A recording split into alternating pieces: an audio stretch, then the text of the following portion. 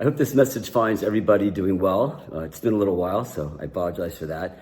Been a little busy. Some of you might know Bleakley Financial Group joined a partnership with Rise Growth Partners and Joe Duran back in August. So we've gone from a 4 principal-owned firm to an advisor-owned firm. Currently, we're $12 billion, and our 5-year target is to get to $50 billion. And we've sort of started that journey. So as you can imagine, that has made things very, very busy for both me and for my team.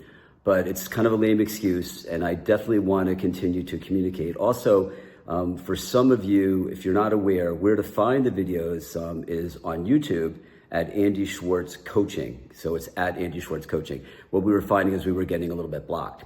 So what I want to talk about today is Chuck Downs, my coach, and I talk about Chuck all the time because he's awesome. Chuck and I had a conversation a couple of weeks ago, and I thought I have to share this. And Chuck asked me a really, really important question. I'm going to ask you the same question. Chuck asked me, are you an advisor? Are you an asset manager? Are you a financial planner? Or are you, to your clients, a confidant? And I thought, what a great question. And I kind of know the answer for myself. But today, what I want to ask you first, and I want you to think about this, are you a confidant to your clients? And maybe the first question or the first thing to think about is, what does that even mean? So to me, what a confidant is we get the first call. I want to be the first call for all things that are either financial. I don't even care if it's financial. It could be personal. It could be anything that is important in their lives. I want to be the first call. I want to be the confidant. And I'll give you an example of, I got last night when I got home for dinner, looking, and I don't do much of this, but I do have a Facebook something, not that I post, but my people tell me that we have to have something on Facebook. And on Facebook, one of my clients who called me, him and his wife about 8 weeks ago, John, very conservative guy, never made a huge amount of money, but a very good saver and inherited some money. And his wife actually has a really nice business, and they're very, very, they do great financially. They're just great clients and good people. And they have a little house at the beach in New Jersey, and they live in Florida. And John, being so conservative, likes his little house at the beach. It's all paid for. It costs almost nothing to run. And his wife, who's obviously, the wives are always smarter than the husbands, with children and grandchildren, the house isn't big enough to support the family, to be able to use it. And so they called me to say, okay, can we buy a bigger house? Should we buy a bigger house? How do we buy a bigger house? And of course, my answer was, we went through the numbers, and my answer was, of course, you should buy a bigger house. And of course, we can afford to buy a bigger house. And I showed him the math, and it really wasn't that difficult a decision once he saw the math.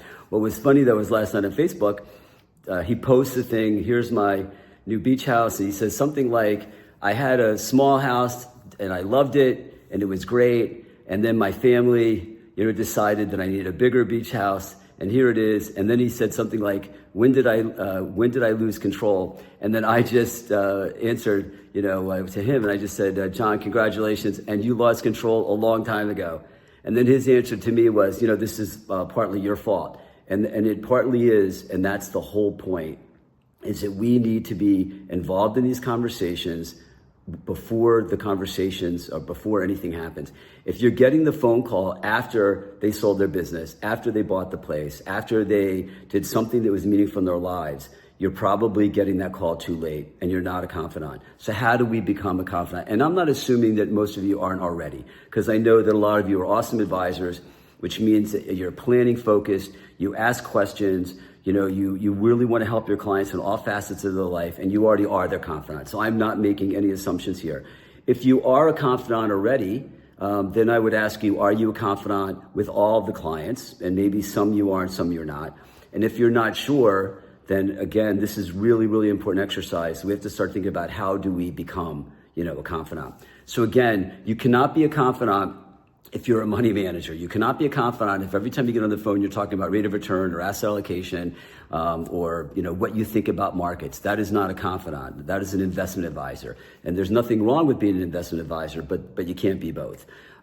So we have to be planning focused, which means we have to be asking questions about everything.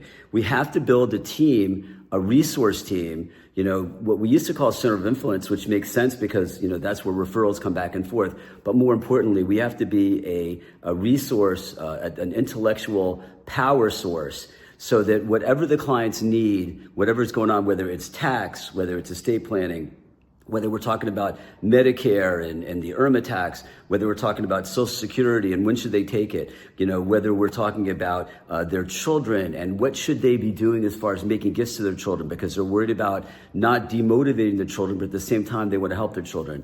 What about as we're gifting money? Are we gifting money with cash? Are we doing it with donor advised funds? Hopefully we're using highly appreciated assets. We want to dig in on all facets of their lives so that they know. And then we want to tell them, by the way, I let my clients know that I want to be the first call, that if I don't have the answer, if I can't help you with something specific, I have the people that can. So if you are struggling with any question, whether it's financial or anything that could ever become anything near financial, reach out. We will immediately respond. We will immediately help you.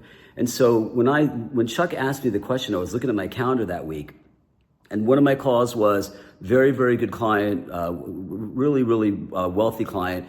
The wife wants to buy a bigger apartment in the city. He's conservative, he's renting. And what we did is they called me and said, what should we do? What can we do? And then what we did is we just did the whole analysis. What does it look like to rent? What does it look like to own? Set it out to them.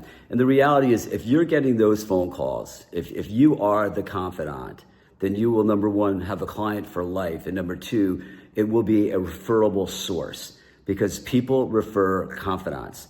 So again, I'm assuming that you are, because I know a lot of you are awesome advisors. If you are to some, but not to more or not to most, then I would challenge you that as you start to have your conversations this year, frame your conversations that sounds like a confidant, not just like a financial advisor, an investment advisor.